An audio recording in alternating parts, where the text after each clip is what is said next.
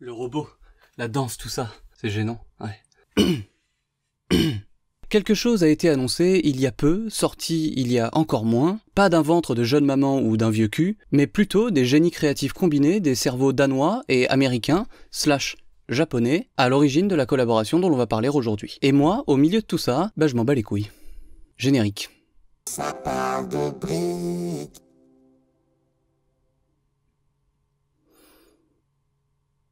Enfin, pas vraiment, non, j'avoue, je déconne. J'abuse un peu. Un petit peu seulement. Je m'en bats un peu les couilles quand même. De quelle licence parle-t-on aujourd'hui? Indice, c'est dans le titre et dans ma danse gênante du début. Transformers, non. Transformers. Oui, c'est japonais. En partie seulement. Donc vous prononcez comme vous voulez. Vous pouvez aussi prononcer ça Transformers. C'est moins stylé quand même. Créé en 1984, c'est Hasbro, constructeur de jouets américain, et Takara Tomy, pareil mais au Japon, qui nous apporte cette franchise. Complète reprise de deux lignes de jouets nommées Gayakuro et Nkuroma. Elles aussi produites par l'entreprise japonaise, vous l'aurez compris à mon accent incroyable.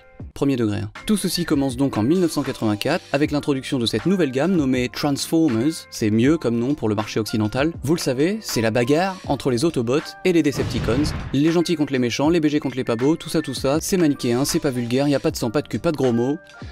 On est en 84 et c'est pour les gamins. La première génération court quand même de 84 à 93. Et en 89, Ségolène Royal disait ça. Et il faudrait aussi parler des dessins animés, notamment des dessins animés japonais qui sont exécrables, quoi, qui sont terribles.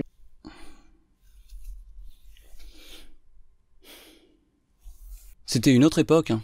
Mais ce qu'ils ont oublié de préciser, c'est qu'entre les lignes, ça enseignait aussi beaucoup d'autres belles choses, comme le courage, la détermination, la loyauté, l'empathie, l'amitié, l'amour, le rêve, le possible, l'imagination, l'inventivité, la combativité, la volonté, la résilience, mais aussi le renoncement, la douleur, l'échec, la perte, la déception, la trahison, la colère, le bien, le mal, l'entre-deux, la faiblesse, entre autres. Hein. Je suis pas sûr que, avec le plus grand respect, hein, le manège enchanté, ça enseigne ces trucs-là. Ou Bonne nuit les petits. Mais attention, hein, je ne crache pas dessus. C'est toute mon enfance. Mais aujourd'hui, quand je vois ce qu'il y a et avait à la télé en dehors de l'anime Jap,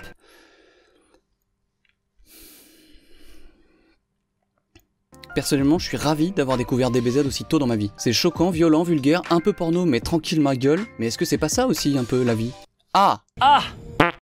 Elle sort d'ailleurs un bouquin intitulé Le ras-le-bol des bébés zappeurs où elle y écrit « Il y avait dans la télévision d'avant des règles simples ».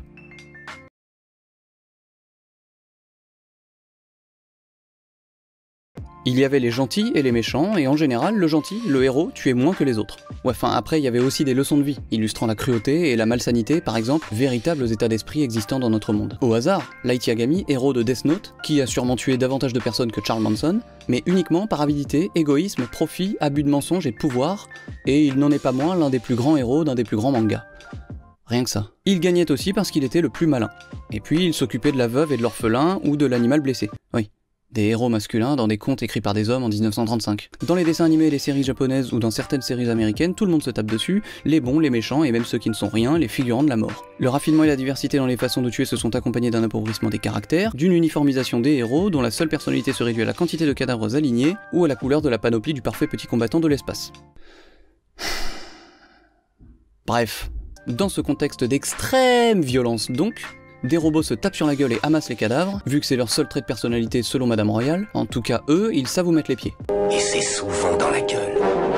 On y retrouve bien sûr ce bon vieil Optimus Prime et ce bon con de Megatron avec leurs soldats, qui s'écrasent sur la Terre durant la période préhistorique et qui font un bon gros dodo jusqu'en 1984, année de leur réveil. La légende dit d'ailleurs que c'est un réveil Casio qui s'en est chargé. C'est faux. Grosso modo, le concept de Transformers, sans le réduire à quelque chose de trop réducteur, repose sur une guerre éternelle depuis la nuit des temps, opposant des robots révolutionnaires conquérants marginaux extrémisto-réacs, les Decepticons donc, et d'autres beaucoup plus tigeants, bouddhisto-centristo-pacifico-arrangeants, les Autobots, ces derniers tentant tant bien que mal de repousser les maintes tentatives de leurs opposants de, au choix, les réduire à néant, ou, comme toute bonne histoire, par définition anthropocentrée, réduire la Terre et ses humains à néant. Finalement, si tu remontes un peu l'histoire des histoires, chaque peuple extraterrestre viendrait pour nous détruire, parce qu'on est sûrement beaucoup trop menaçant, et parfois, un autre peuple extraterrestre viendrait pour nous sauver, parce qu'on est sans doute trop important à la survie de cet univers largement autosuffisant. En vrai, je vous encourage à aller diguer dans les entrailles de l'histoire de Transformers, parce qu'elle est hyper creusée et intéressante. La mythologie depuis leur création, des milliards d'années avant nous, est assez folle et riche. Licence surexploitée comme toute bonne licence bien lucrative, succès retentissant, divers produits voient le jour comme des jeux vidéo, ou des comics dans l'univers Marvel avec des apparitions de Nick Fury ou Spidey, s'il vous plaît. Attends. Tout ça c'est bien, mais À quel moment elle arrive Megan Fox? Bah oui, pour moi et pour beaucoup, Transformers c'est ça, ça, ça, ça et ça, mais surtout, ça. Désolé, c'est mes hormones de collégien lycéen qui reviennent. Ah bah oui, hein, mais moi je suis en fin de collège quand ça sort, j'ai 4 poils au-dessus de... T'as capté, chacal? J'ai à peine vu une paire de... T'as capté, chacal? Le film est davantage intéressé par la marque de sa jupe, la mesure de son col, ou son aptitude à réparer des pannes. Et savoir si Optimus va défoncer Megatron est beaucoup moins important que de savoir si Sam et Michaela vont... T'as capté, chacal? Du coup, à l'époque, Megan Fox est devenue mon actrice préférée. Pour ses talents d'interprétation uniquement, attention. Tout ceci fut évidemment arrosé du cocktail aux milliards assurés, appelé le mal alpha, composé d'ingrédients tels que des robots, des voitures, des meufs, Michael Bay, pas de scénar tard la nouvelle vague mais de Wish, du lens flare partout et un bon gros filtre sépia des familles, et on est bon pour rafler la mise. Une bonne bouse cinématographique, en somme. Du coup je suis allé voir le 2 au cinéma. Et les autres je les ai vus aussi. Mais pas au cinéma. Ça passe ou pas? Bah non. J'étais vieux et pourvu d'un cerveau donc j'aurais dû m'arrêter depuis longtemps. Bon. Parlons maintenant des robots chez Lego, encore que je ne vais pas vous en parler trop longtemps, sujet trop vaste oblige, je les aborderai sans doute plus en profondeur dans une autre vidéo un jour. Présent depuis longtemps chez le constructeur danois, c'est un sujet qu'il maîtrise, en même temps foutre des articulations et recouvrir c'est pas trop compliqué, on en retrouve ça et là, surtout dans la gamme Ninjago depuis sa création en 2011, avec des modèles plus ou moins imposants, plus ou moins chers, plus ou moins bâclés, plus ou moins colorés ou plus ou moins articulés. Tout ceci lié directement à la flemme inhérente à l'équipe créa, le cahier des charges généreux en contraintes, et le temps imparti, variable et bien souvent très court. Ce théorème est applicable à toutes les gammes Lego, bien entendu. On retrouve ces mechas slash robots dans d'autres gammes plus anciennes mais tout aussi mythiques, comme par exemple Bionicle, entièrement constitué de robots. Oui, ok, ce sont des êtres bioniques recouverts d'une armure, c'est bon. Mais dans la conception chez Lego, ça ressemble à des robots, on est ok là-dessus. On va pas discutailler le bout de gras pendant 3 heures, si. En même temps, je suis tout seul, donc bon.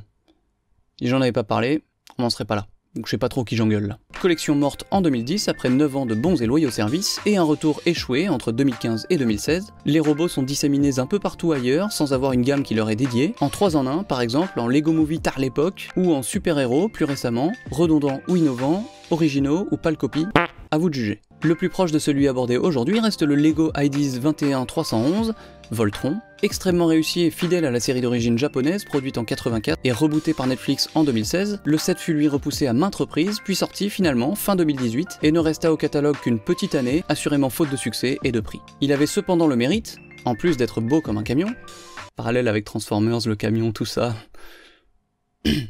d'être complètement détachable et remontable facilement, de manière à relâcher la Voltron Lion Force, ou pas.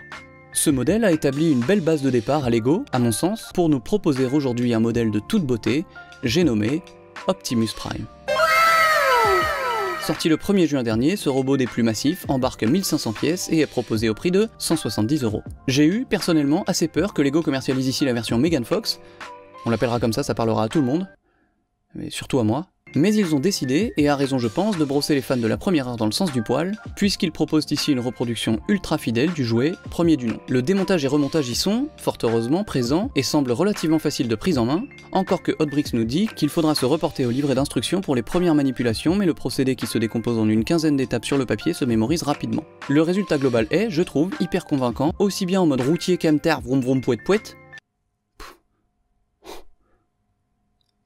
conçu principalement pour de l'exposition, finalement comme toute la gamme adulte, qui d'ailleurs, annonce récente, va enfin être nommée. Attention, la gamme Icons donc verra ce nouveau logo apposé sur toutes les boîtes pour adultes collectionneurs dès 2023. Enfin dès le modular du 1er janvier quoi. Et oui, nous n'avions plus rien à part les logos des marques, ou des noms de modèles logoifiés dessinés sur les boîtes, le logo Creator Expert ayant été abandonné depuis quelques années. Je disais donc conçu principalement pour de l'exposition, Optimus Prime bénéficie tout de même de cette dimension jouabilité, peut-être un peu trop souvent oubliée dernièrement, comme quoi Lego peut très bien proposer un modèle décoratif adulte, jouable, mais crédible et soigné. Cela apporte 2 éléments non négligeables à l'ensemble. Premièrement, on est tous des enfants et Lego ça sert à jouer avant tout. Deuxièmement, vous pouvez changer votre figurine de temps à autre, la lassitude se faisant donc plus rare, logiquement.